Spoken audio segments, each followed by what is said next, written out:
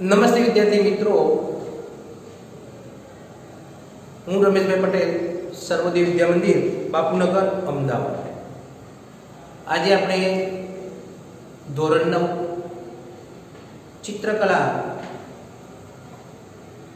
વિષય ઉપર પાઠ નંબર 3 ભાતચિત્રના પ્રકાર, ઉપયોગ અને સિદ્ધાંતો વિશે માહિતી મેળવીએ. ભાતચિત્ર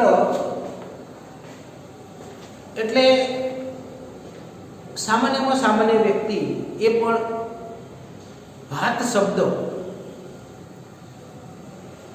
એનો ઉપયોગ કરતો હોય છે, પણ એ વસ્તુથી ઘણી વખત અજાણ પણ હોય છે કે એના કેવા કેવા પ્રકારો હોય છે, એના કેવા ઉપયોગો હોય છે અને કેવા એના સિદ્ધાંતો હોય છે, એનાથી અજાણતા હોય છે.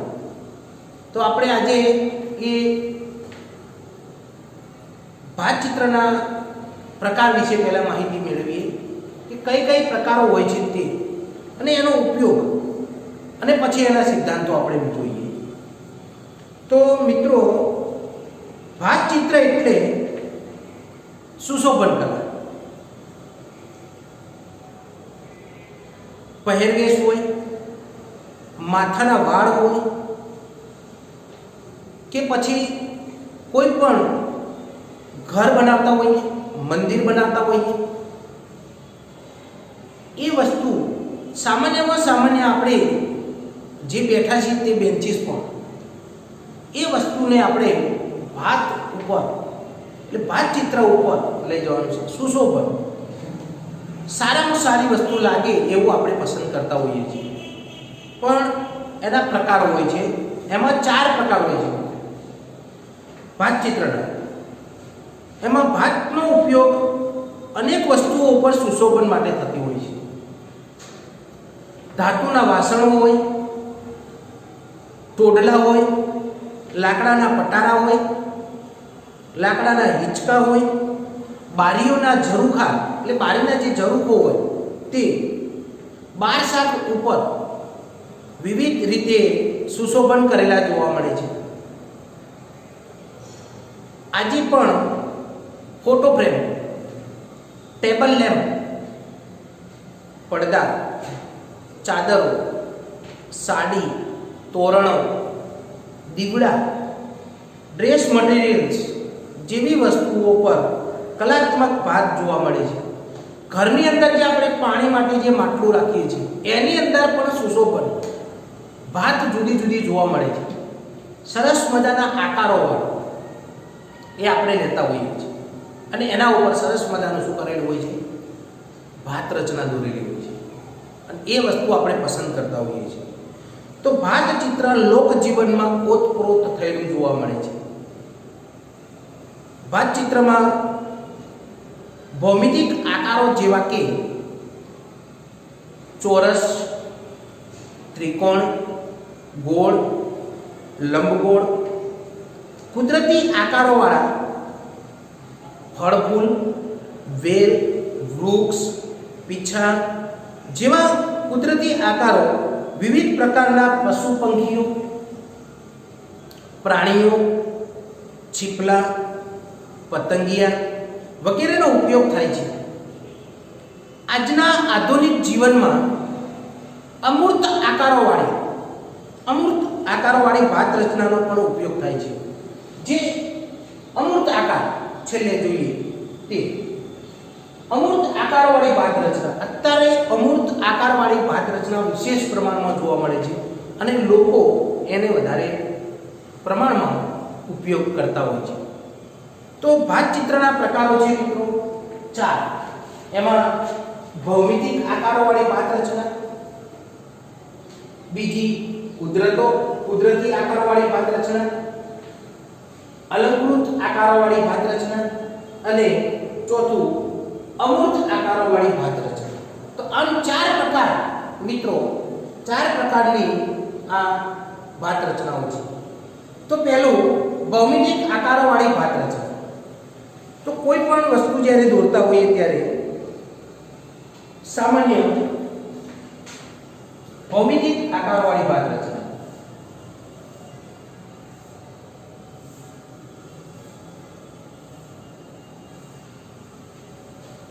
દરેક વસ્તુ ઉપર તમને આની અંદર ચોરસ પણ દેખાય, લંબચોરસ પણ દેખાય, ત્રિકોણ પણ દેખાશે.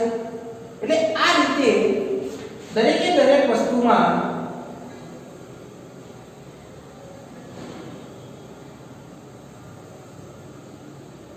અર્ધગોળાકાર આ રીતે દરેકે દરેક બાજુથી તેને સરખા પ્રમાણમાં લઈએ તો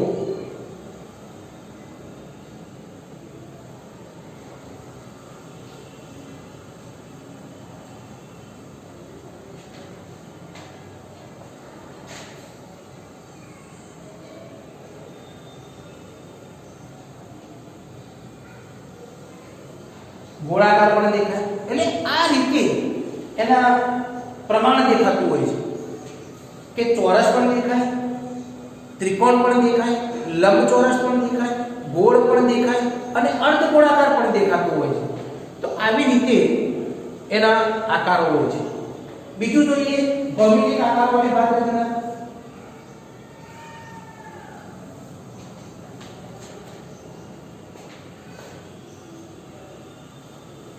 એમાં ત્રિકોણનો ઉપયોગ કર્યો છે, ગોળાકારનો ઉપયોગ કર્યો છે,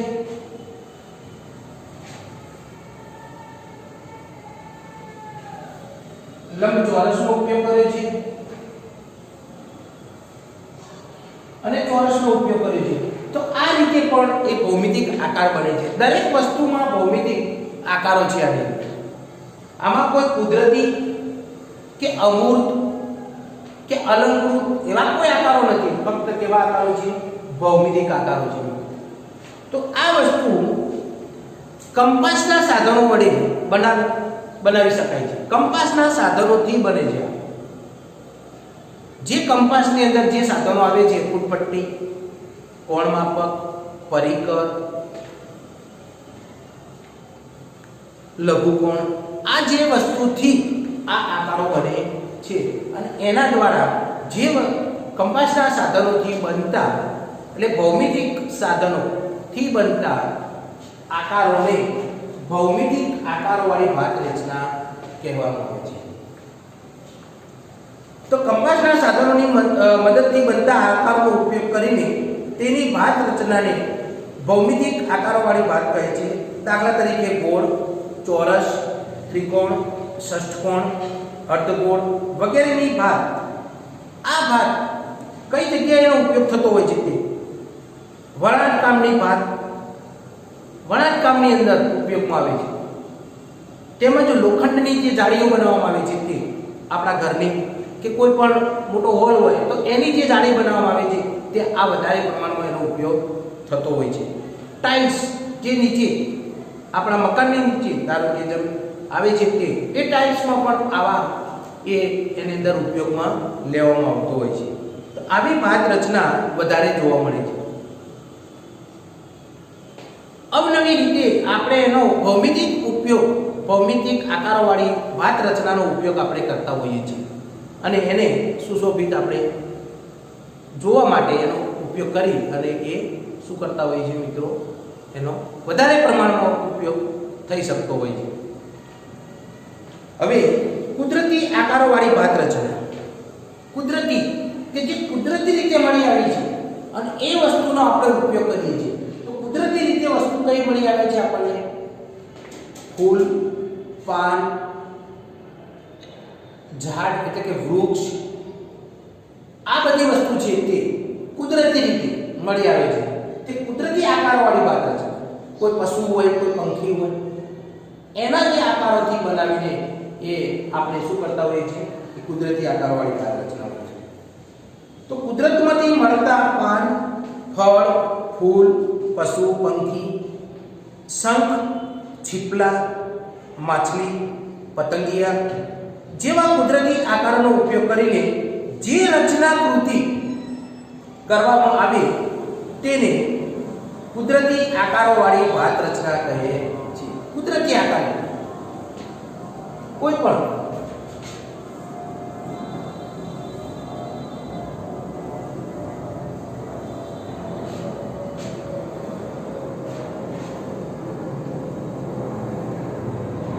ચોરસની અંદર કોઈ પણ એક પાંદડું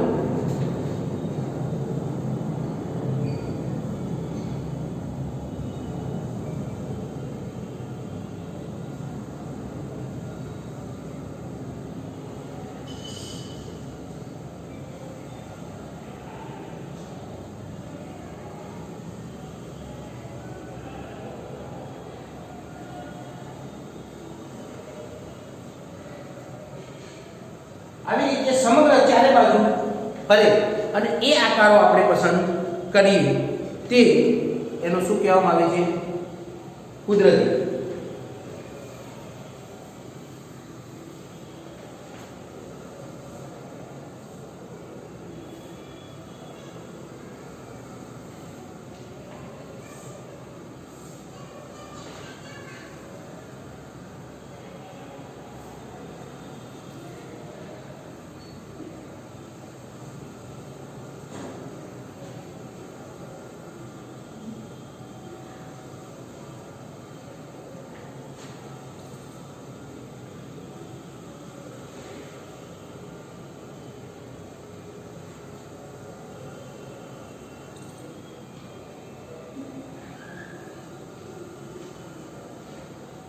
કુદરતી પાલું બતાવ્યું.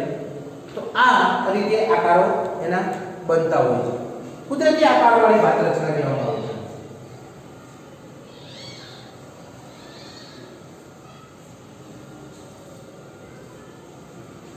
કુદરતી આકારવાળી ભાત રચના બીજા ઘણા બધા અનેક રીતે આપણે એનો ઉપયોગ કરતા હોઈએ છીએ.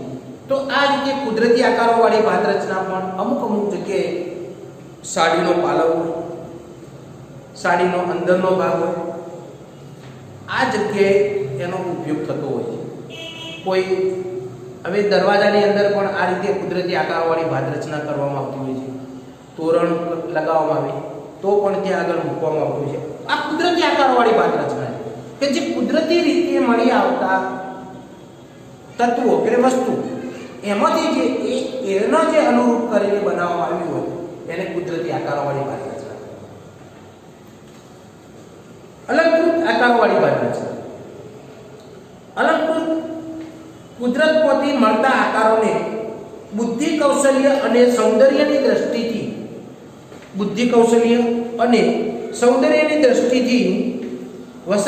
વધારે સુશોભિત એટલે કે અલંકૃત કરીને રચનાકૃતિ કરવામાં આવે તેને અલંકૃત આકારવાળી ભાત રચના કહે છે.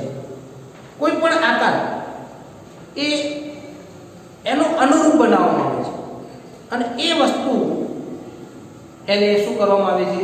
એનો આકાર બનાવવામાં આવે એટલે તમને એવું દેખાય કે ભાઈ આ આઠીનો બનાવેલો છે અથવા ગણપતિ બેસાડેલા છે, પણ ગણપતિ આબેહૂબ નથી બનાવવાનો, અલંકૃત કરી દીધેલું છે. એની અંદર થોડોક ફેરફાર કરી નાખેલો છે, ભાત રચના ઉપર બનાવવામાં આવ્યું છે એટલે એ અલંકૃત રચના કહેવામાં આવે છે. કોઈ મોર હોય તો મોરની રચના બનાવી તો એ મોરના જેવું નથી લાગતું, પણ વ્યક્તિ જોઈએ તો એ લાગવું જોઈએ કે આ મોરની રચના છે. તો આ રીતે દરેક જણ એ શું બનતું હોય છે? અલંકૃત આકારોથી ભાત રચના બનતી હોય છે. તો બુદ્ધિ કૌશલ્યથી બનાવવામાં આવતી આકારોની અલંકૃત આકારવાળી ભાત રચનાનો આપણું જે દિવાળી સમયે રંગોળી પૂરતા હોઈએ ત્યારે એનો ઉપયોગ થતો હોય છે. ટાઇલ્સની અંદર હોય છે. મુક્ત હસ્ત એટલે આપણે એને શું કહીએ છીએ? ફ્રીહેન્ડ કહીએ છીએ આપણે. મુક્ત હસ્તચિત્ર એ ફ્રીહેન્ડની અંદર ઉપયોગ કરવામાં આવે છે. આવી રીતે જુદી જુદી જગ્યાએ એનો ઉપયોગ થતો હોય છે. હવે આવે 4 નંબર, અમૂર્ત આકારવાળી ભાત રચના. અમૂર્ત આકારવાળી ભાત રચના એક એવી રચના છે કે કોઈ પણ વસ્તુ જ્યારે દોરીએ ત્યારે એ વસ્તુ આકાર દેખાવો જોઈએ પણ વસ્તુ ઓળખાતી નથી. એ અમૂર્ત આકારવાળી ભાત રચનામાં ભૌમિતિક, નૈસર્ગિક કે અલંકૃત આકારો સાથેનો સંબંધ ન હોય, કોઈ સંબંધ નથી હોતો. એટલે કે કોઈ ચોક્કસ આકાર ન હોય, કોઈ ચોક્કસ આકાર નથી હોતો અને માત્ર સ્વતંત્ર રચના હોય તેને અમૂર્ત આકારોવાળી ભાત રચના કહેવાતી હોય છે. અમૂર્ત આકારોવાળી, એનો કોઈ ચોક્કસ તમને આકાર નહીં મળી શકે કે ગોળ છે, ચોરસ છે, કોઈ પશુ પંખી કોઈ પણ એ વસ્તુથી તમને ખબર નહીં પડે, પણ ફક્ત આકાર છે એવું લાગશે, સ્વતંત્ર આકાર એમ. એટલે કોઈ પણ આકાર જ્યારે દોરીએ અમુક આકારવાળી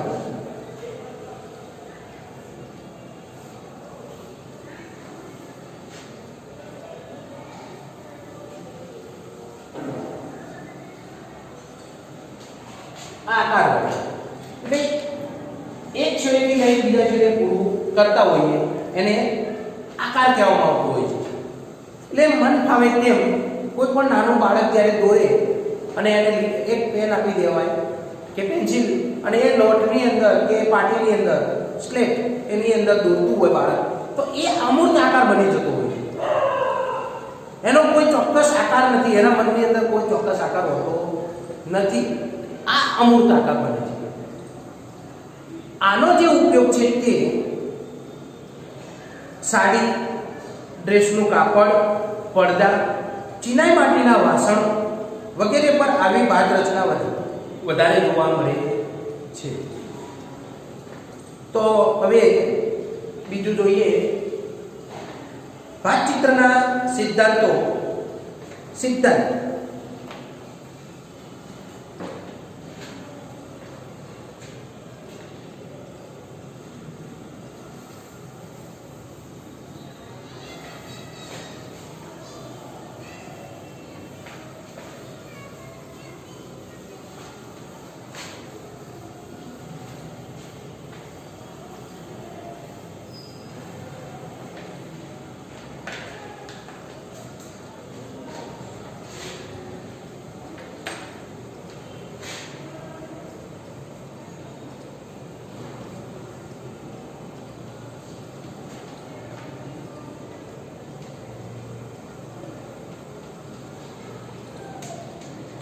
ભાતચિત્રના જે સિદ્ધાંતો છે તે 3 પ્રકારના સિદ્ધાંતો છે: પુનરાંકન, વિસ્તરણ અને સમતોલન.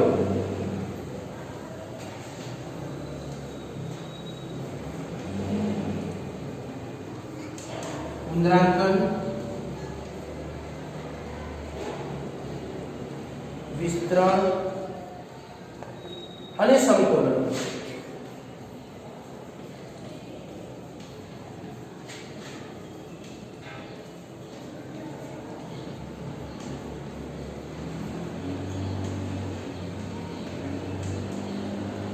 આમ 3 પ્રકારો છે સિદ્ધાંતોની. તો ભાતચિત્રનો ઉપયોગ વસ્તુની સુંદરતા, સુશોભન વધારવા માટે કરવામાં આવે છે વધારે પડતું. ભાતમાં એક અથવા વધુ આકારોની સુંદર ગોઠવણી કરવામાં આવે છે. આકારો સમતોલ અને અવ્યવસ્થિત હોય તો ભાતચિત્ર સુંદર લાગતું નથી અથવા દેખાતું નથી કે બનતું નથી. તેની સાથે રંગોનું પણ આયોજન એક મહત્વનું હોય છે. એની અંદર રંગ પણ પૂર્ણ કરીએ અને એ સારો એવો જો એનો રંગનો તમે કેવો કે વિરોધી, સજાતીય, ઉષ્ણ, ઠંડા, આ રંગોથી એનો એ પ્રભાવ પડતો હોય છે ને સુંદરતા દેખાતી હોય છે. તો રંગોનું પણ એની અંદર આયોજન હોવું જોઈએ. તો ભાતચિત્રના 3 સિદ્ધાંતો છે, એમાં પુનરાંકન, બીજું વિસ્તરણ અને ત્રીજું સમતોલન. તો આપણે પુનરાંકન જોઈએ કે પુનરાંકન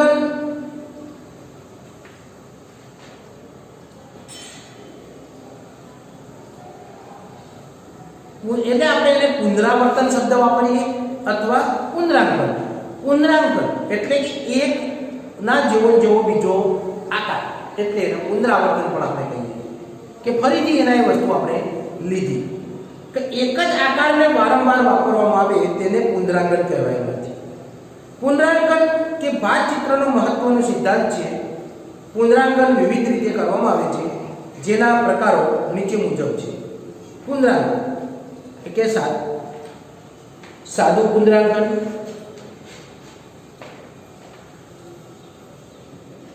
એક સાદું પુનરાંકન, બીજું ઉલટ-સુલટ પુનરાંકન,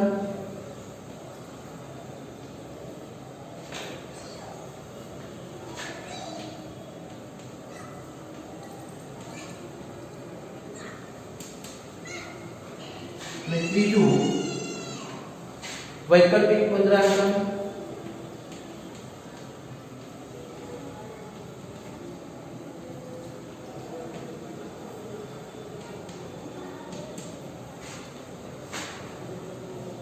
ચોથું સર્વવ્યાપી પુનરાંકન,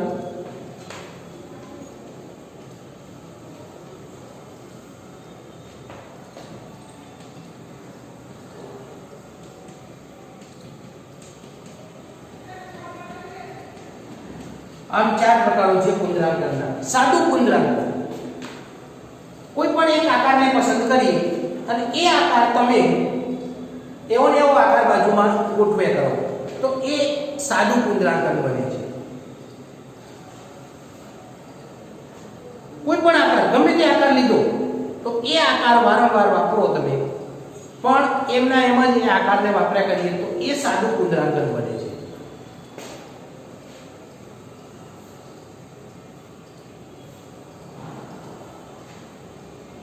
આ આકારને કોઈ પણ એની અંદર એક કે બે વખત આપણે એનો ઉપયોગ કરવો છે તો એ વસ્તુ આપણે એને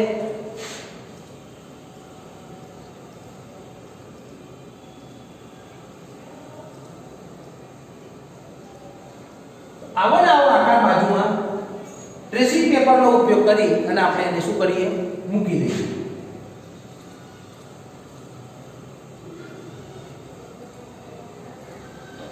આ આકાર એને ફેરવવાનો નથી, પણ એમના એમ જ અહીંયા મૂકવાનો છે અને તે દોરવાનું છે તો એ સાદું પુનરાંકન બને છે.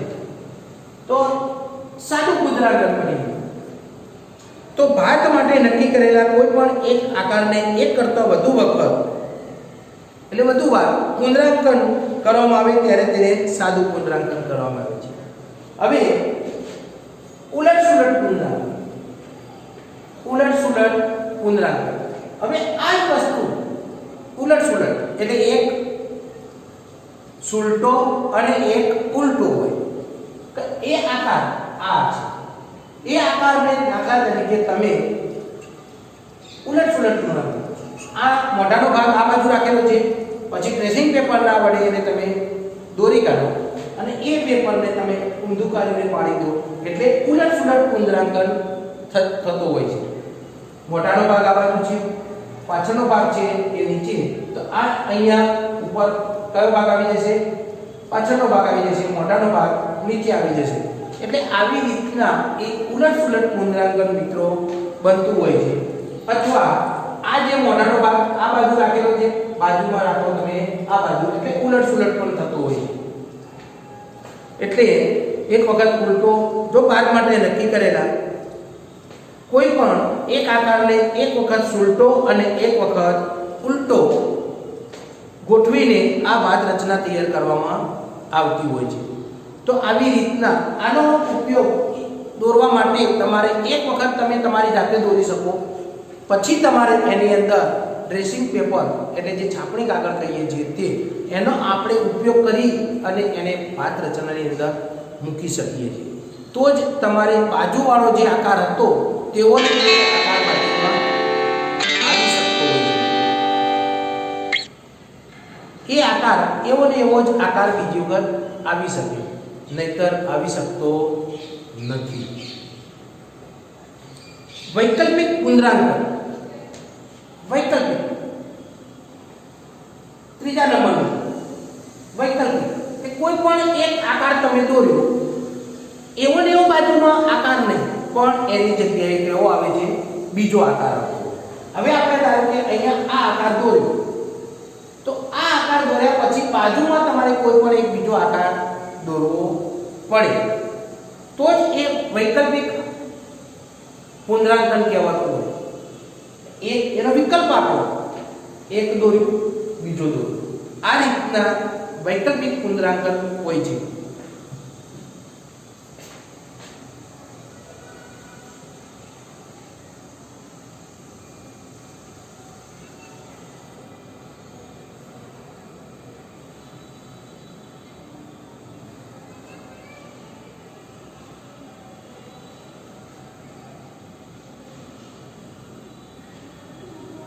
એનો એક આકાર બનાવો.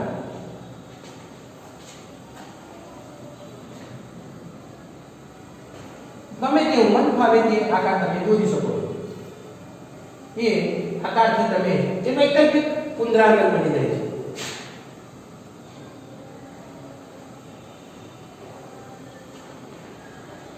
તો આ રીતના એ આકાર બનાવવાથી એ શું બની જાય છે? વૈકલ્પિક પુનરાંકન બની જતું હોય. તો વિકલ્પ મૂક્યો બાજુમાં. હવે એક વખત અહીંયા મૂકો, પાછો આ બાજુ મૂકો, નીચે આ અહીંયા આવી જશે. એવી રીતના આખા ભાગની અંદર તમે વિકલ્પ આપી શકો છો. તો આ રીતે વૈકલ્પિક પુનરાંકન કહેવામાં આવતું હોય છે. સર્વવ્યાપી પુનરાંકન. હવે જોઈએ સર્વવ્યાપી પુનરાંકન. બરાબર, પુનરાંકનની અંદર સર્વવ્યાપી પુનરાંકન. તો આ રીતે સર્વવ્યાપી એટલે બધી જગ્યાએ એ પુનરાંકન હોય છે. એકના એક આકાર વારંવાર વાપરવાથી એ સર્વવ્યાપી બધી જગ્યાએ એક જ આકાર હોય છે. તે આ ભાગ માટે નક્કી કરેલા આકાર એક કે વધારે આકારને ચારે તરફ સમગ્ર જગ્યા ઉપર એક સરખું વિભાજન કરી ડ્રેસિંગ પેપરની મદદ વડે ગોઠવવાથી સર્વવ્યાપી પુનરાંકન થાય છે. આ બધા પુનરાંકનની ભાત રચના કરવા માટે ડ્રેસિંગ પેપર અર્ધ પારદર્શક એટલે આપણે પારદર્શક હોય છે, આરપાર જોઈ શકાય તે કાગળનો ઉપયોગ કરી શકાય છે. હવે જોઈએ નંબર 2 વિસ્તરણ. વિસ્તરણ જોઈએ.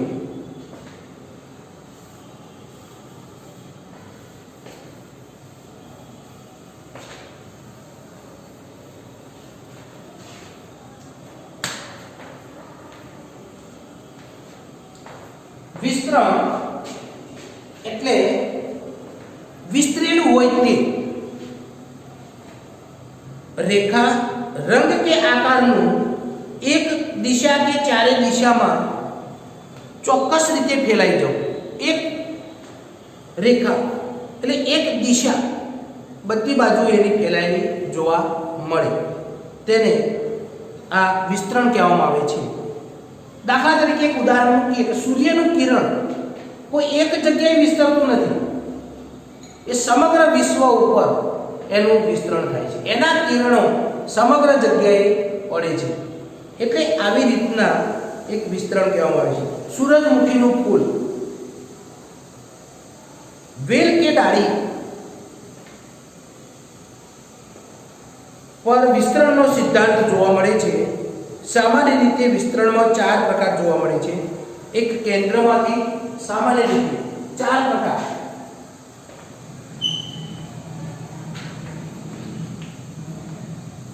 કેન્દ્રમાંથી, બીજું બિંદુમાંથી,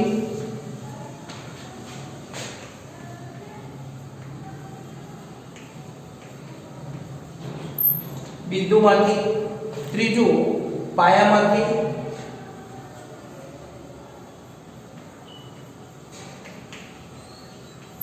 અને ચોથું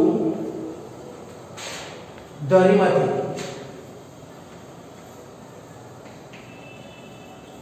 આ રીતે 4 પ્રકાર હોય છે વિસ્તરણના. અલગ અલગ પ્રકારે એનું વિસ્તરણ થતું હોય છે મિત્રો. એટલે આપણે જોઈએ પહેલા કેન્દ્રમાંથી વિસ્તરણ. તો કેન્દ્રમાંથી એટલે કોઈ પણ એક કેન્દ્ર હોય અને એ કેન્દ્રમાંથી બધી જગ્યાએ એનો વ્યાપ થતો હોય, વિસ્તરતું હોય, એનું શું કહેવામાં આવે છે? કેન્દ્રમાંથી વિસ્તરણ.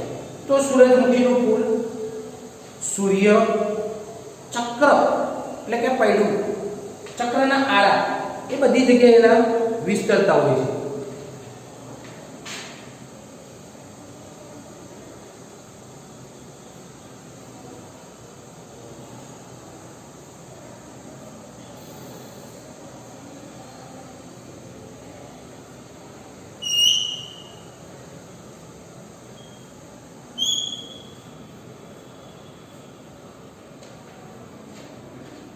સૂર્ય, સૂરજમુખીનું ફૂલ,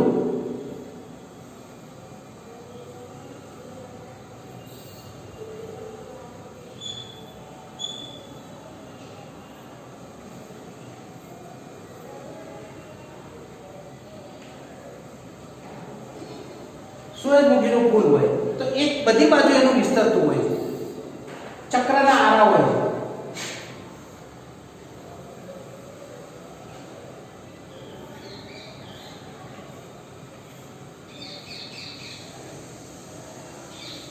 આ ચક્રના બધી જગ્યાએ એના વિસ્તરતા હોય. આવી રીતના સરસ મજાનો આપણે જાતે પોતાની રીતે નોટની અંદર દોરી શકીએ. આ ભાગ જે છે તે અથવા આગળના જે ચલાવી દીધા એ નોટની અંદર સરસ રીતે વ્યવસ્થિત આપણે દોરી શકીએ. પુસ્તકનો પણ સહારો લઈએ અથવા આપણા મનગમતા હોય એવા કોઈ આકારોથી પણ આપણે બનાવી શકતા હોઈએ છીએ. તો કેન્દ્રની આજુબાજુ આકારો, રેખા કે રંગો વિસ્તરેલા હોય તેવો એટલે કે તેવી ગોઠવણીને કેન્દ્રમાંથી વિસ્તરણ કહેવામાં આવે છે. દાખલા તરીકે પ્રકાશતો સૂર્ય, સૂરજમુખીનું ફૂલ અને ચક્રના આરા. આ રીતે હવે બિંદુમાંથી વિસ્તરણ જોઈએ મિત્રો. બિંદુ એટલે કોઈ પણ એક બિંદુમાંથી જે વિસ્તરતું હોય. ઘડિયાળની જે સ્પ્રિંગ છે એ ઘડિયાળને આજથી ઘણા વર્ષો પહેલા એ ઘડિયાળની સ્પ્રિંગને જ્યારે એ શું કરવામાં આવતું, એની ચાવી મારવામાં આવતી. એ ચાવી દ્વારા એના સ્પ્રિંગ હોય એ ટાઈટ થાય અને પછી ધીમે ધીમે ધીમે ધીમે ખુલતી જાય અને ઘડિયાળ ફરતું રહેતું, સમય એનો મળતો રહેતો. આ એની એક સ્પ્રિંગ છે. અત્યારે નાના બાળકો માટે જે રમકડા લાવેલા હોય તે એની અંદર ચાવી ભરો તો એ રમકડું આગળ દોડતું થતું હોય છે. તો આવી રીતના આ વસ્તુને શું હોય છે, એ ધરી એટલે કે બિંદુમાંથી વિસ્તરણ કહેવામાં આવે છે. એ જે વસ્તુ છે તે કોઈ પણ એક ફુવારો, એ ફુવારાને ધારો કે નીચેથી પાણી છોડે છે તો આજુબાજુ એ શું થાય છે, વિસ્તરણ થાય છે. તો એ બિંદુમાંથી વિસ્તરણ કહેવામાં આવે છે. ફૂલ એ ફૂલ દસ્તો હોય છે. કોઈને આપણે કોઈ સારા પ્રસંગે આપણે એને ફૂલ દસ્તો એને આપતા હોઈએ છીએ. એ સમય એ વસ્તુ એને બધા ફૂલો અથવા એની ફૂલોની જે કળી હોય એને આપણે બધી ભેગી કરી અને એને શું કરતા હોઈએ છીએ, સરસ મજાનું સુશોભન કરતા હોય. એ આ બિંદુમાંથી વિસ્તરણ કહેવામાં આવતું હોય છે. તો કોઈ એક જ બિંદુમાંથી આકાર, રેખા કે રંગ એક દિશા તરફ વિસ્તરતા હોય તેને બિંદુમાંથી વિસ્તરણ કહેવામાં આવે છે. હવે એ બિંદુ ઘડિયાળની સ્પ્રિંગ છે તે આ રીતના વિસ્તરતું હોય છે.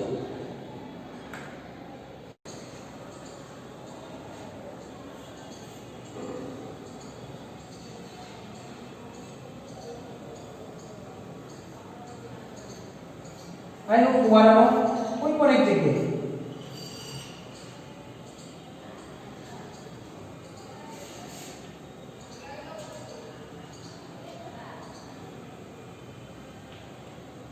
આકાશ છે, એ ફુવારો છે, પાણી છોડે છે અને ચારે બાજુ વિસ્તરતું હોય છે. તો આ રીતે ફુવારો પણ આપણે જોઈ શકીએ છીએ. ફૂલ દસ્તો એ રીતના. હવે જોઈએ આપણે પાયામાંથી વિસ્તરણ. પાયો એટલે કોઈ પણ એક વસ્તુ કે પાયા ઉપર હોય અને ત્યાંથી વિસ્તરતી હોય આવી રીતના. તો આ જમીનનો ભાગ છે, એના ઉપર ગ્રુપ એટલે કે નાના નાના આપણે મૂક્યું હોય છે.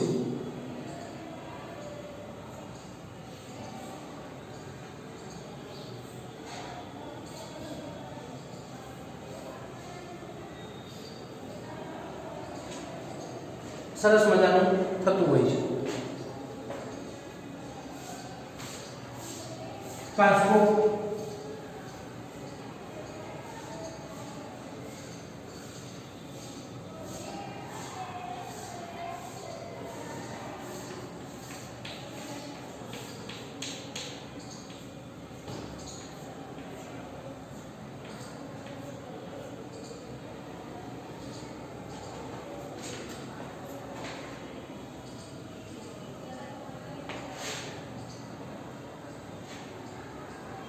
કાચકો એ પણ ધરીમાંથી પાયામાંથી વિસ્તરણ કહેવામાં આવે છે.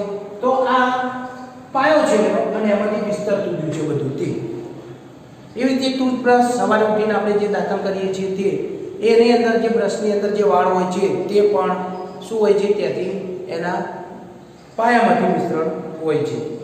તો આવી રીતે કોઈ એક પાયામાં ઘણા બિંદુમાં રેખાઓ, આકારો કે રંગો ફૂટી નીકળતા હોય તેને પાયામાંથી વિસ્તરણ કહેવામાં આવે છે.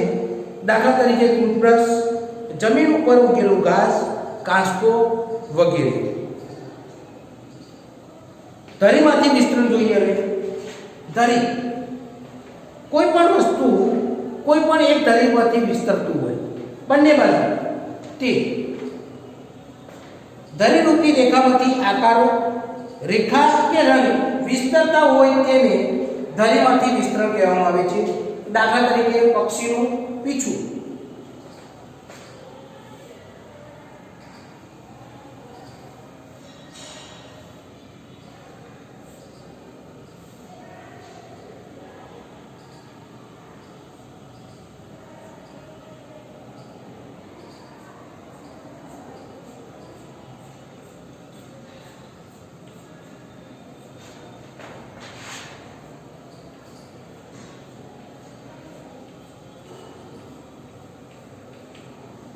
આ પક્ષીનું પીછું એ તમે બંને બાજુથી સરખા પ્રમાણમાં જોઈ શકો.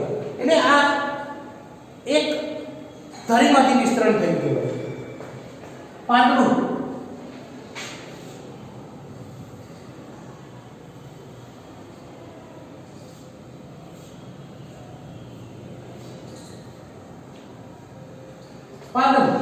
એ પણ બંને બાજુ સરખા પ્રમાણમાં હોય. આવી રીતના ટીવી એન્ટેના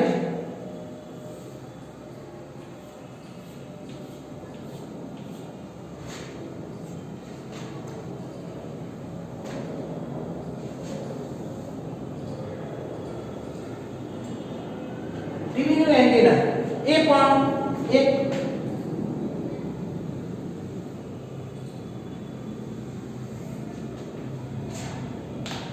એનું પ્રમાણ હોય છે. બંને બાજુ સરખા પ્રમાણમાં. ટીવી એન્ટેના પહેલા જમાનાની અંદર એન્ટેના લગાવવા પડતા હતા અને એનીમાંથી ટીવીની અંદર આપણે એના પ્રોગ્રામો જોઈ શકતા હતા.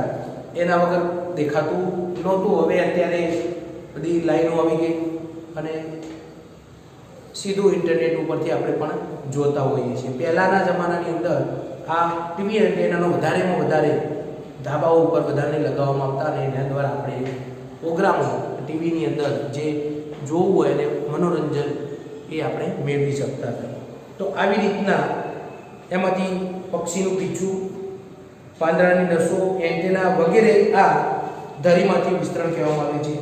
તો હવે જોઈએ સમતોલન. 3 નંબર સમતોલન.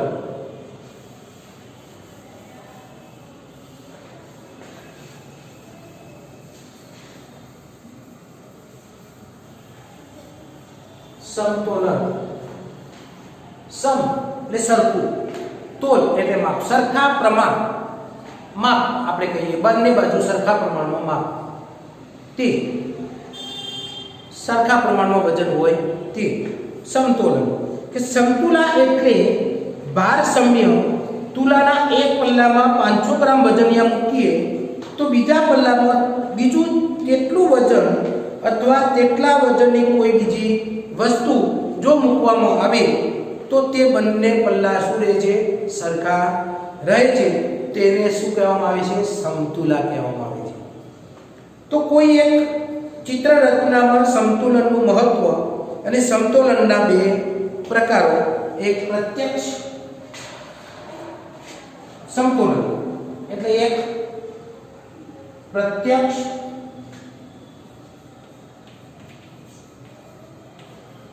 અને બીજું પરોક્ષ. પ્રત્યક્ષ અને પરોક્ષ. તો પ્રત્યક્ષ એટલે કે સમસમતોલન, સમસમતોલન, અને પરોક્ષ એટલે વિષમ સમતોલન. પ્રત્યક્ષ એટલે બંને બાજુ સરખા પ્રમાણમાં વજન દેખાતું હોય અથવા દેખાતું જ હોય અને હોય જ, એ સમસમતોલન.